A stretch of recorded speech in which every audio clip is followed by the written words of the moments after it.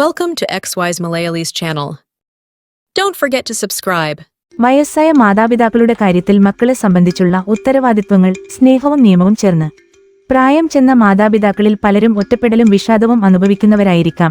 പുത്രീപുത്രന്മാർ മാതാപിതാക്കളോടൊപ്പം കൂടുതൽ സമയം ചെലവഴിക്കാനും അവരെ മാനസികമായി ഉല്ലസവാന്മാരാക്കാനും ശ്രമിക്കണം. ലഘുവായ സംഭാഷണങ്ങളാലും സന്ദർശനങ്ങളാലും അവരുടെ മനസ്സിലേക്കുള്ള തണലായി മാറാം. പല മാതാക്കൾക്കും അവരുടെ നല്ല സമയത്ത് പല കാരണങ്ങളാൽ സമ്പാദിക്കാൻ സാധിച്ചിട്ടുണ്ടാകില്ല. അവരുടെ ഊർജം കുറഞ്ഞുപോകുമ്പോൾ വരുമാനവും കുറയുന്നു. മാതാപിതാക്കളുടെ ഔഷധ ചെലവുകൾ, ഗൃഹചെലവുകൾ തുടങ്ങിയവയ്ക്കായി മക്കൾ സഹായിക്കേണ്ടതായിട്ടുണ്ട്. അവരുടെ ജീവിതം ആത്മാഭിമാനത്തോടെയും ആശ്വാസത്തോടെയും കൊണ്ട് നടക്കേണ്ടത് മക്കളുടെ കടമയായാണ് ഭാരതീയ സംസ്കാരം കരുതി പോരുന്നത്. പല വിദേശ രാജ്യങ്ങളിലും പ്രായമായവർക്ക് അവിടുത്തെ ഗവൺമെന്റുകൾ പല വിധത്തിലുള്ള സൗജന്യങ്ങൾ നൽകി വരുന്നുണ്ട്. ഒരു രാജ്യത്തിന്റെ പുരോഗതി കണക്കാക്കുന്നത് മുതിർന്ന പൗരന്മാരുടെ ക്ഷേമത്തിന്റെ തോത് കണക്കാക്കിയാണ്.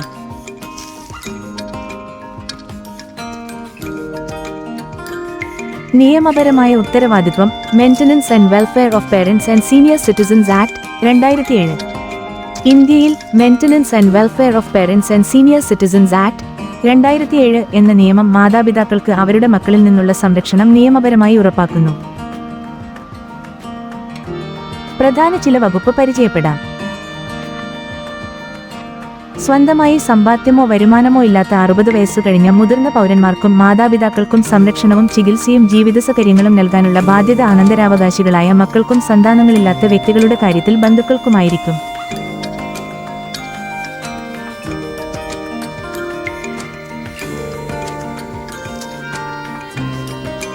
ഇക്കാര്യം മാതാപിതാക്കളുടെയും മുതിർന്ന പൗരന്മാരുടെയും സംരക്ഷണത്തിനും ക്ഷേമത്തിനും വേണ്ടിയുള്ള നിയമത്തിൽ വ്യക്തമാക്കിയിട്ടുണ്ട്. ആഹാരം, വസ്ത്രം, താമസം, ചികിത്സ, വൈദ്യസഹായം എന്നിവയെല്ലാം സംരക്ഷണത്തിന്റെ ഭാഗമായി നൽകേണ്ടതുണ്ട്. ഇതിൽ വീഴ്ച വന്നാൽ മെയിന്റനൻസ് ട്രൈബ്യൂണലിൽ ചുമതലയുള്ള RDO, സബ് ഡിവിഷണൽ മജിസ്ട്രേറ്റ് ക്ക് പരാതി നൽകണം. നേരിട്ട് പരാതി നൽകാൻ കഴിയാത്തവർക്കു വേണ്ടി അവർ അധികാരമെടുത്തുന്ന വ്യക്തിക്കോ സന്നദ്ധ സംഘടനകൾക്കോ പരാതി നൽകാം.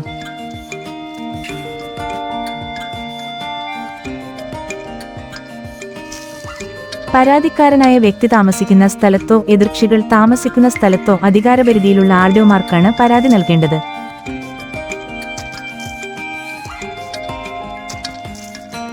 എതിർകക്ഷികൾക്കു നോട്ടീസ് നൽകി അവരുടെ ഭാഗം കൂടി കേട്ട ശേഷമായിരിക്കും RDO തീരുമാനമെടുത്ത് ഉത്തരവ് നൽകുക. ഉത്തരവ് പാലിക്കാത്തവരിൽ നിന്ന് പിഴ, ജീവനാംശം, ചെലവ് എന്നിവ ഈടാക്കും. RDOയുടെ ഉത്തരവിനെതിരെയുള്ള അപ്പീൽ ജില്ലാ കലക്ടർക്കാണ് നൽകാനുള്ളത്. ഈ നിയമത്തിൽ ഉൾപ്പെടുത്തിയിട്ടുള്ള മറ്റു കാര്യങ്ങൾ: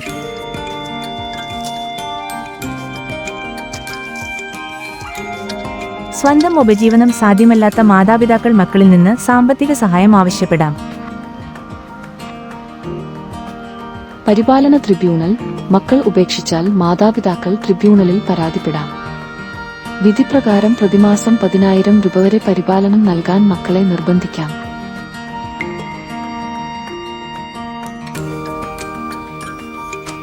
വളരെ വേഗത്തിൽ നടപടി. ഇക്കാര്യത്തിലുള്ള കേസ് പരിഹരിക്കേണ്ട സമയം 90 ദിവസത്തിനുള്ളിലായിരിക്കണം. മാതാപിതാക്കൾ അവരുടെ ഉടമസ്ഥയിലുള്ള സ്വത്ത് കുട്ടികൾക്ക് നൽകിയത് അവരെ സംരക്ഷിക്കുമെന്ന പ്രതീക്ഷയിൽ ആണെങ്കിൽ പിന്നീട് അവരെ അവഗണിച്ചാൽ ആ സമ്മാനം റദ്ദാക്കാൻ കഴിയുമെന്ന് നിയമം പറയുന്നു.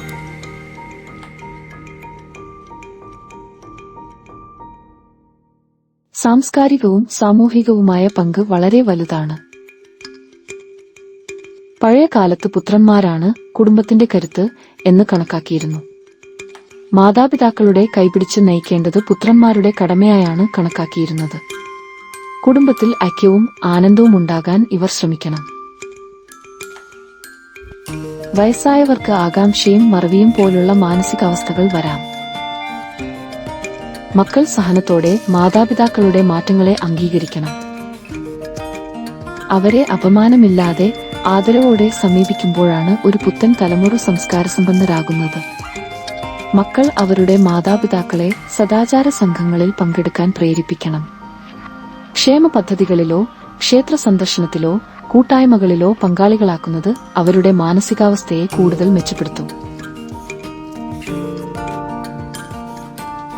മാതാപിതാക്കളെ പരിചരിക്കുക എന്നത് സ്നേഹത്തിന്റെ ഭാഗമാണ്. നമ്മുടെ ജീവിതം അവർ നമുക്ക് നൽകിയ ഉപഹാരമാണ്. അതിനുള്ള നന്ദിയായിരുന്നു ഇങ്ങനെ ജീവിതത്തിന്റെ അവസാനം വരെ കൈപിടിച്ച് നയിക്കുന്നത്. ഇത് ഇനി ഒരു നിയമപരമായ കടമയും ആണെന്നും മനസ്സിലാക്കണം. അവരുടെ അന്തിമദിനങ്ങൾ സമാധാനപരവും ആത്മാഭിമാനപൂർണവുമായിരിക്കട്ടെ.